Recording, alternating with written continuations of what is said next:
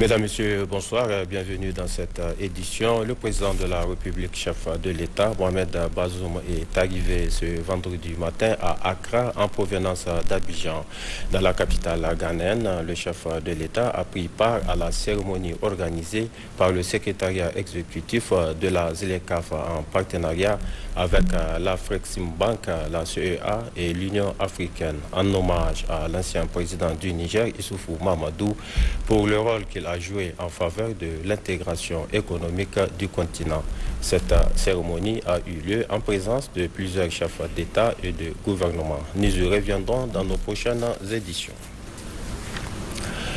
À l'initiative du Conseil supérieur de la communication a été organisée hier une rencontre d'échange avec les organisations de la société civile, les représentants des partis politiques et les acteurs des médias. Cette rencontre axée sur la délibération numéro 9/CSC du 6 septembre 2018 déterminant les modalités de la saisine d'office et la procédure de traitement des plaintes et recours soumis au CSC a pour but de mieux faire connaître le contenu de ce test. Mariama Dakou, Sulemana Wali. Cette rencontre Conseil supérieur de la communication, représentants des partis politiques, acteurs de la société civile et ceux des médias, vise comme objectif de les sensibiliser sur la délibération déterminant les modalités de saisine et de saisine d'office du CSC et les procédures de traitement des plaintes et recours soumis au Conseil. À travers cette activité, organisée à l'initiative du CSC, il est en effet question de les former et de les informer sur le contenu de ces textes. Nous avons constaté qu'en 2019, nous avons reçu 15 saisines d'office et plaintes des recours devant le CSC, mais qui n'ont pas prospéré. Aucune de ces plaintes-là n'a prospéré parce qu'il y a eu un problème de délai, un problème de méconnaissance des textes. À partir du fait, tu as 3 mois pour te plaindre. Mais souvent, c'est au 4e mois, 3 mois, 2 semaines, 5e mois que les gens se plaignent devant le CSC. Du coup, la plainte ne peut pas prospérer. Et au niveau même du CSC, certains délais de traitement sont tellement courts que souvent, on n'arrive pas clairement à traiter à temps les plaintes qui nous sont soumises. Donc c'est pourquoi le CSC a dit, bon, aujourd'hui, on va échanger avec tous ces acteurs-là qui sont concernés pour voir dans quelle modalité on peut revoir ce texte-là, l'améliorer si on trouve qu'il y a des défaillances. S'il n'y a pas de défaillance, c'est tant mieux. On va quand même partager avec tous les acteurs pour qu'ils comprennent mieux la procédure à suivre devant le CSC. Au terme des travaux, ce sont donc des recommandations et des suggestions pertinentes qui sont attendues afin de favoriser une meilleure appropriation du contenu de ces textes et ainsi permettre aux citoyens dans leur ensemble de recourir au CSC en cas de constat des manquements sur les médias. Oui, dans l'univers toujours des médias, à l'initiative cette fois-ci du Premier ministre, chef du gouvernement Oumoudou Mahamadou, le ministre de la Communication chargé des relations avec les institutions a relancé ce matin le processus de la signature de la convention collective de la presse, longtemps attendue par les médias. C'était au cours d'une réunion à la maison de la presse, réunion qui a regroupé le président du Conseil supérieur de la communication, les responsables des médias publics et privés et les représentants des syndicats. Ismaël Daouda, Hamidou Abdoulaye. C'est conscient du rôle important que jouent les médias que le Premier ministre chef du gouvernement Oumoudou Mahamadou a instruit le ministre de la Communication chargé des relations avec les institutions pour l'organisation de cette rencontre avec les responsables des médias publics et privés. Celle-ci a pour objectif la relance du processus de la signature de la convention collective de la presse. Une convention conçue et élaborée par les différents acteurs pour une meilleure amélioration des conditions de vie des journalistes, mais dont la signature tarde pour diverses raisons. Il n'est donc de l'intérêt des personnes de regarder sombrer les médias nigériens, a indiqué le président de la maison de la presse, qui par ailleurs invite les différentes parties prenantes à une analyse sans complaisance afin de trouver une issue favorable. C'est sans complaisance que nous devrons analyser la situation et trouver les voies et moyens susceptibles de conduire vers un changement qualitatif dans le secteur des médias. La signature de la convention collective de la presse est importante, mais la tâche est laborieuse. C'est pourquoi le ministre de la Communication, chargé des relations avec les institutions, exprime son souhait, son engagement et demande l'implication des acteurs pour l'aboutissement de ce processus. Ce que nous vous proposons est une démarche encore plus participative. Sous l'égide de la Maison de la Presse, votre cadre fédérateur, vous allez vous organiser et vous employer en rapport avec les partenaires sociaux et les structures qui nous viennent en appui, ici représentés, emploi, finances et l'expert M. Taillé, pour nous présenter dans un délai maximum d'une semaine une feuille de route consensuelle pour booster le processus devant conduire à la signature de la convention dans un délai d'un mois maximum.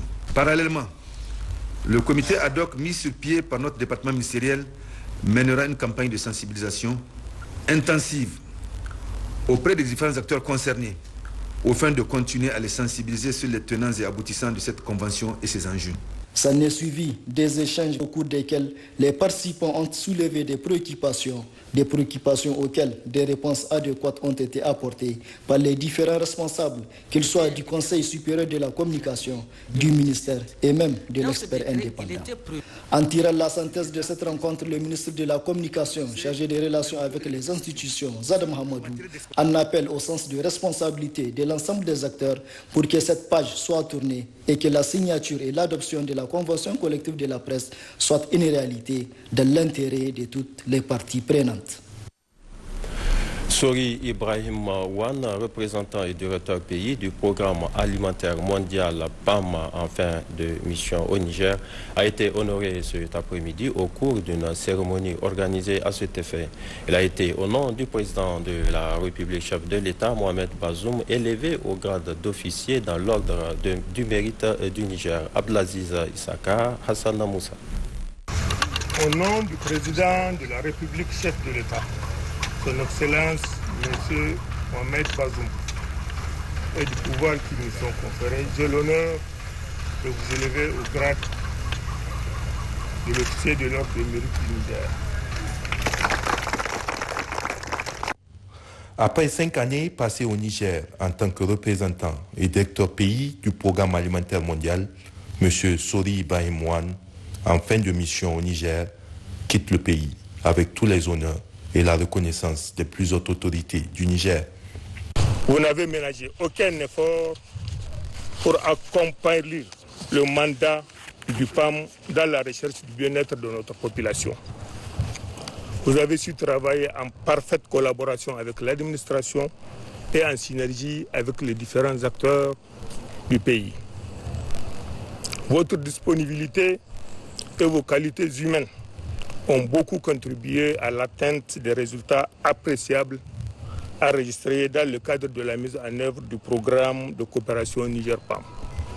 Pendant toutes ces années, il a été un acteur majeur au cœur d'une parfaite collaboration entre le PAM et le Niger qui a permis des résultats très satisfaisants. Notre plus grande satisfaction réside dans ce que moi-même j'ai appelé, quand je suis arrivé ici, les visages du PAM. Je suis fier, je dirais même je suis très fier d'avoir contribué avec mon équipe à cet effort national. M. Sori Ibrahim Wan va occuper les fonctions de conseiller senior du secrétariat exécutif de l'Agence de développement de l'Union africaine avec résidence à Johannesburg. Le Niger a célébré hier, à l'instar de la communauté internationale, la journée mondiale du développement des compétences des jeunes.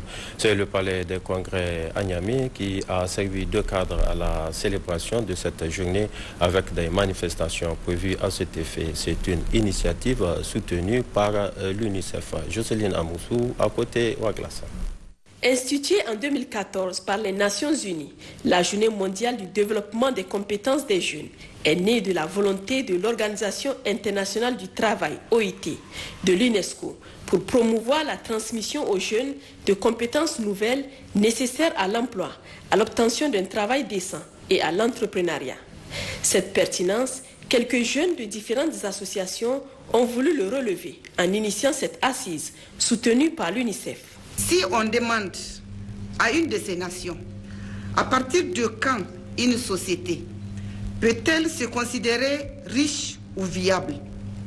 Elle répondrait certainement à partir de 100% des jeunes éduqués, à l'abri des besoins de base, donc naturellement 100% de jeunesse outillée, informée, éclairée et consciente de son rôle de l'État à chaque instant et le devenir de la société. L'initiative de célébrer pour la première fois la Journée mondiale des compétences des jeunes met en lumière la volonté des jeunes à être les acteurs du changement que nous rêvons, le creuset du progrès que je salue fortement, et je salue fortement cet effort. Des ateliers sont prévus au cours de cette journée sur diverses thématiques pour mieux édifier ces jeunes en provenance de 3 régions du Niger, Niamey, Tillabéri et Dosso. Et ce communiqué de la police nationale relatif à un cas de fraude constaté lors du récent concours des inspecteurs de police. Le communiqué est lu par le commissaire principal de police, Dr Abou Moutari, porte-parole de la police nationale. Communiqué de la Direction générale de la police nationale.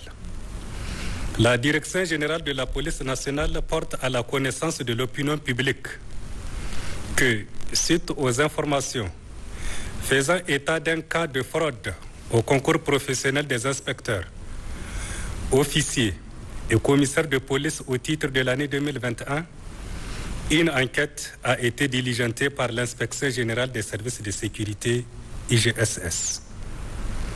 L'enquête a permis d'interpeller 3 fonctionnaires de police suspects, 2 candidats et un organisateur du concours. Une procédure judiciaire est engagée à l'encontre des intéressés.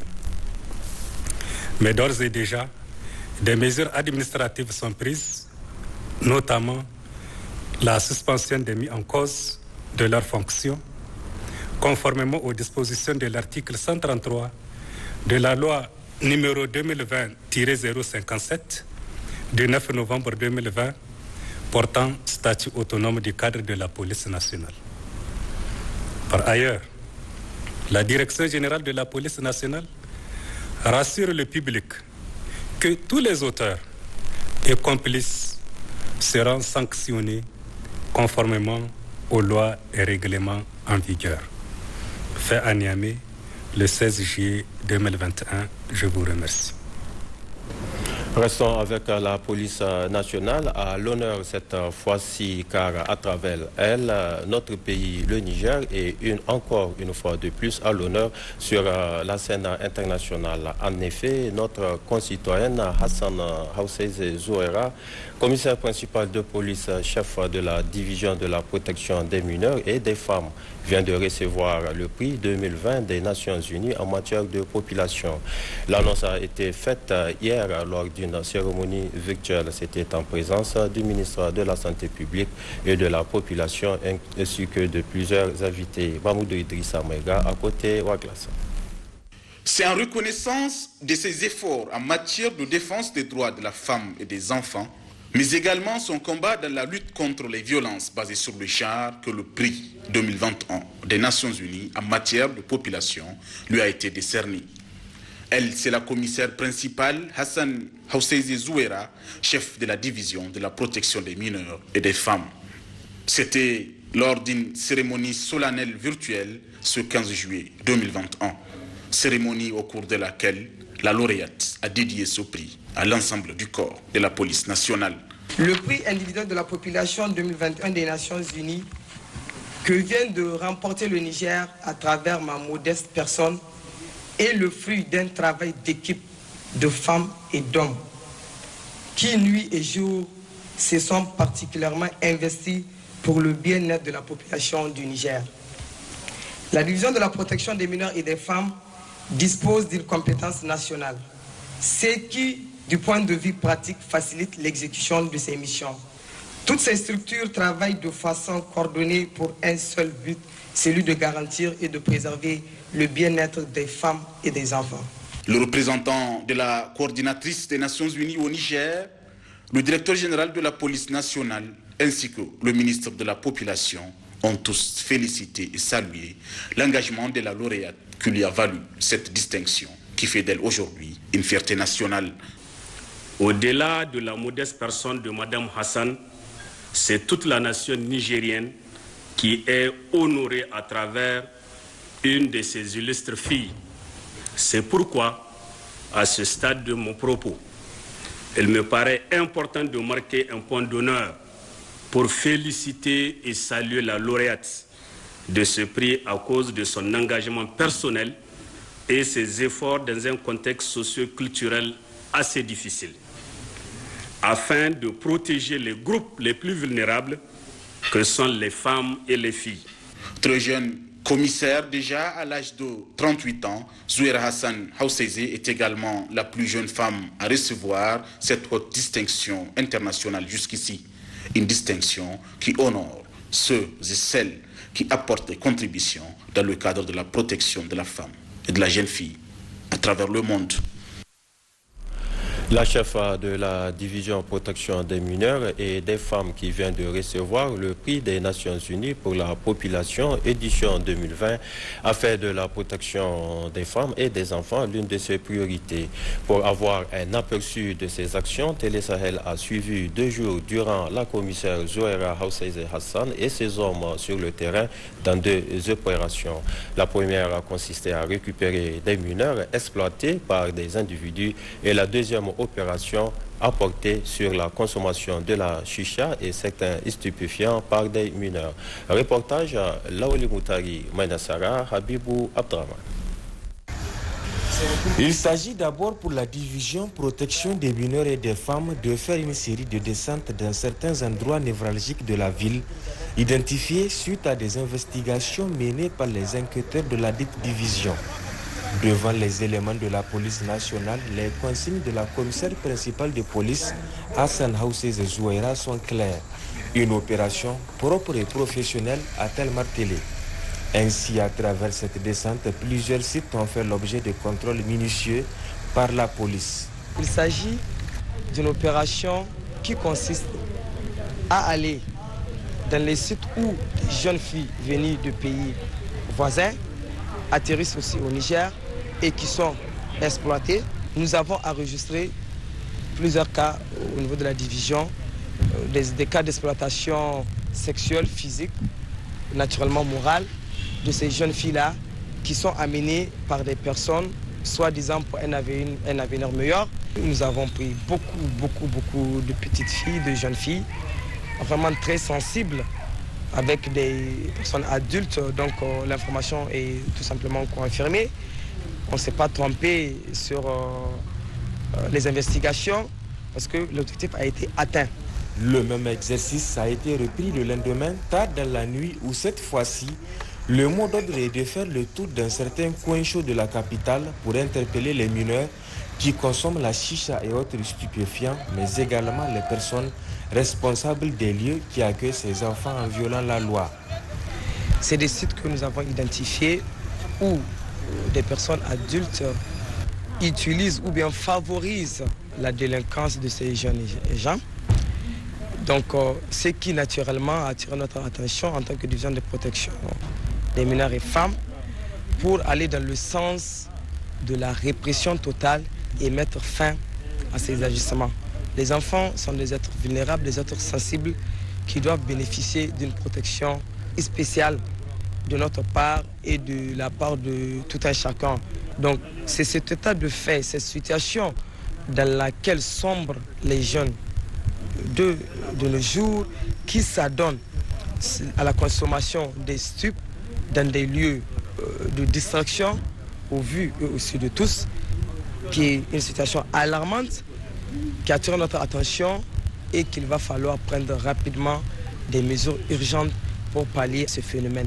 C'est en somme un travail de maître qui a été accompli grâce à la perspicacité et l'habileté de la commissaire en charge de cette division, en collaboration avec son staff et les vaillants éléments de la police nationale. L'axe Dosso-Moko, long de 17 km, est dans un état de dégradation avancée. Cette situation préoccupe les autorités locales et même les usagers de la route. Reportage Ali Hachimou, Abibou Bako. La commune rurale de Moko enregistre une nette régression de ses recettes avec la dégradation très avancée du tronçon latéritique d'Osso-Moko, long de 17 km, car le gros porteurs et autres commerçants désertent de plus en plus ce marché international à bétail. Explication du tout nouveau maire de la commune rurale de Moko. Cette route, depuis que j'ai pris service, j'ai vu que l'état de la route est très dégradé. Il suffit de l'emprunter pour se rendre compte. Aujourd'hui, à cause de l'état de la route, vraiment les commerçants et les transporteurs ne veulent pas venir à notre marché. Ça nous diminue dans nos recettes. Nous voulons que les commerçants viennent vers notre marché et c'est parce que c'est ce marché qui fait notre fierté. Actuellement à Moko, vous avez vu, on est en train de faire une extension d'électricité jusqu'à une soixantaine de poteaux on est en train de mettre. On est en train de faire une extension et dans d'autres villages aussi, on est en train d'électrifier. Vraiment, nous disons merci au président de la République. Nous le remercions vraiment. Mais nous lançons encore un dernier cri de revoir notre route. Espérons que ce cri de cœur des autorités communales de Moko sera entendu par les plus hautes autorités du pays et même les partenaires techniques et financiers pour réhabiliter ce tronçon long de 17 km. Je le disais tantôt, le président de la République, chef de l'État Mohamed Bazoum, est arrivé ce vendredi matin à Accra en provenance d'Abidjan. Les images.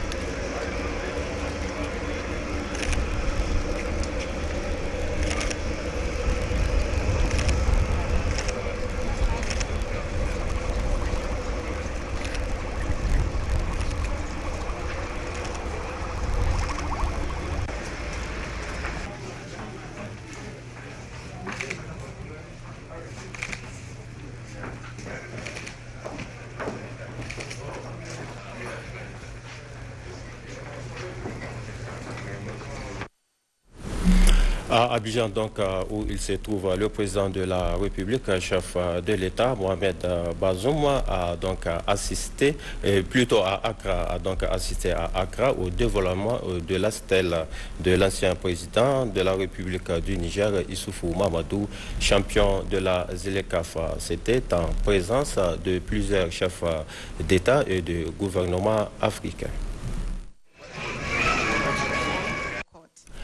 Page internationale de cette édition, en Allemagne, 103 personnes sont portées disparues suite à un glissement de terrain. Plusieurs routes ont été également emportées par un puissant torrent d'eau et de boue qui s'est déversé sur la ville après 2 jours de pluie diluvienne. Auparavant, il y avait ici des terres agricoles. Ce gigantesque glissement de terrain a tout englouti. Ici, le centre équestre qui menace de disparaître lui aussi. La petite commune d'Erfstadt-Blessem est désormais coupée du monde. De nombreuses routes comme celle-ci ont été emportées par un puissant torrent d'eau et de boue qui s'est déversé sur la ville après des jours de pluie diluvienne. Sur cette image, la zone avant la crue. Voici à quoi elle ressemble désormais. Nous sommes ici à 40 km de Cologne. De nombreuses maisons ont été submergées, plusieurs habitants sont portés disparus. Impossible encore pour les secours d'accéder aux sinistrés. C'est en hélicoptère qu'ils font leur premier repérage. Plus au sud, Schult, en Rhénanie-Palatinat, l'une des régions les plus touchées par la catastrophe. Après le déluge, l'eau s'est retirée, laissant apparaître l'immensité des dégâts. Amas de débris, de troncs d'arbres et de tôles. Partout, les habitants sont encore sidérés par la vitesse de la crue. À 23h30, il n'y avait qu'un tout petit peu d'eau. Mais à 1h du matin, en 15 minutes, tout s'est retrouvé sous l'eau. Notre appartement, notre bureau, chez les voisins, en 15 minutes, cela a été très rapide.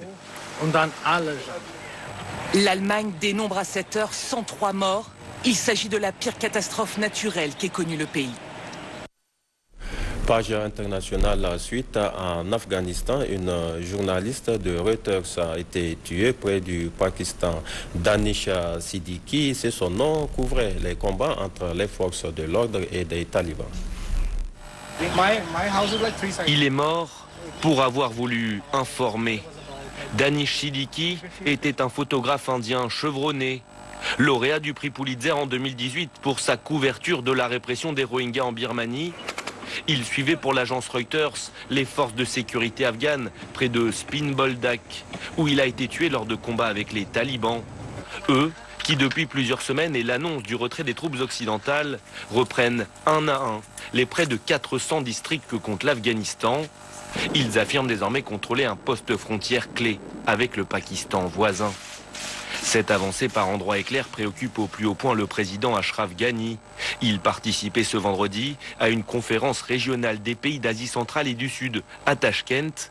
Autour de la table, le Pakistan, la Russie et les États-Unis, surpris de voir les talibans gagner autant de terrain en si peu de temps. I did expect some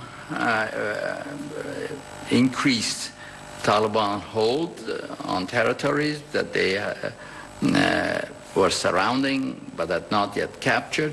But the speed with which and the amount of territory that they have acquired is unexpected. Côté russe, en revanche, on parle d'échec américain en Afghanistan après 20 ans de présence militaire. В свете спешного вывода контингентов США и НАТО резко возросла неопределенность развития военно-политической обстановки в этой стране и вокруг нее. Moscou, qui se dit prêt à démarrer des pourparlers de paix entre le gouvernement afghan et les talibans, le processus actuellement en cours à Doha étant pour l'instant dans l'impasse. Les résultats des examens virologiques de ce jour, 16 juillet 2021, se présentent comme suit. 9 nouveaux cas positifs, tous de sexe masculin, notifiés ce jour, dont 7 chez les demandeurs de tests PCR et 2 chez les alertes sur 445 tests réalisés à la COVID-19. Ces 9 cas positifs se répartissent comme suit. 4 au niveau de la région de Niamey, 5 au niveau de la région d'Agadez. Aucun décès enregistré à ce jour. À ce jour, sur 124 604 personnes testées, 5 564 sont déclarées positives à la COVID-19, parmi lesquelles 5 269 guéris, 194 décès, 101 cas actifs, 9 en hospitalisation, dont aucun en réanimation. Le gouvernement attire l'attention des populations sur le fait que le virus circule fortement au niveau communautaire, avec de plus en plus de cas présentant des signes souvent graves. Aussi, le gouvernement invite la population au respect strict de toutes les mesures prises, à savoir le port de masque, le lavage des mains à l'eau et au savon et l'utilisation du gel hydroalcoolique et à se faire vacciner contre la COVID-19. Pour toute information, appelez le 15 ou téléphonez au 93 59 18 02. L'équipe féminine de football de l'association sportive de la police nationale se prépare pour les échéances sous-régionales du tournoi qualificatif de la Ligue des champions. À moins de 10 jours de la compétition, l'état d'esprit est au beau fixe, juste quelques réglages afin de bien aborder ce tournoi. Pascal Sessou-Gauthier, Abdoulaye Ali. Engagée dans le tournoi qualificatif de la Ligue des champions féminines des clubs, l'AS Police représentera le Niger dans cette compétition sous-régionale qui est prévue se tenir du 24 juillet au 5 août prochain en Côte d'Ivoire. Au devant de cette équipe, Ali Mamadou. Il ambitionne de faire une bonne représentativité en terre abidjanaise. Nous sommes en train de mettre la stratégie en place. Nous devons espérer que d'ici là, vraiment, d'ici le jour J, on aura quand même vraiment une équipe compétitive. Nous sommes en train de jouer des matchs amicaux, surtout avec les garçons, parce que c'est le meilleur apprentissage à nos yeux. Jouer avec plus fort que soi, surtout sur le plan physique, parce que là-bas aussi ça va cravacher. Donc il faudrait que vraiment on s'y habitue à partir de chez nous. L'ambiance au sein du groupe est parfaite. Consciente du niveau de la compétition, le sérieux et la leitmotiv des pouliches du technicien nigérien. Le premier au Nigérien, on va aller les présenter et on va chercher la qualification et je suis sûr on va l'avoir. Logé dans le groupe B, l'AS Police du Niger aura comme adversaire lors des phases de poule de cette compétition Rivers Angels du Nigeria et Azakas, les 10 Football Club du Ghana. Dans le groupe B, on note les 11 sœurs de la Côte d'Ivoire, l'ESFA du Burkina Faso et les Amis du monde du Togo.